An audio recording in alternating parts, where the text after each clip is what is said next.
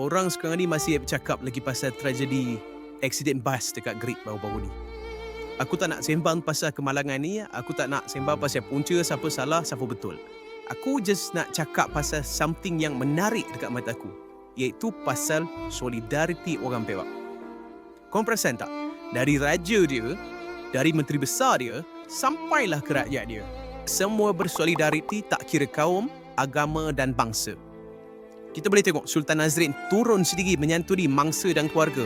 Bahkan Tuanku sendiri peluk keluarga mangsa ni, nak tenangkan mereka. MB Perak, Cikgu Sarani, lagi nah.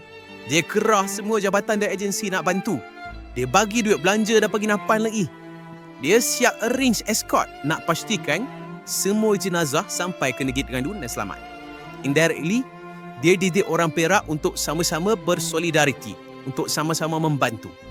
Korang tengoklah, rakyat dia siap ramai-ramai tunggu dekat sepanjang jalan nak beri penghormatan kepada jenazah ni. Aku sangat-sangat tersentuh. Tak cukup lagi. Bila tahu je bekalan darah tak cukup nak rawat mangsa dekat hospital, dia orang berpusu-pusu pergi hospital pula nak debun darah. Tak kira Melayu, tak kira Cina, tak kira India, semua datang membantu. Dari tragedi yang amat menyedihkan ni, aku belajar sesuatu. Satu nilai yang buat aku respect dan tabik gila dengan orang Perak. Bak solidariti dia memang power.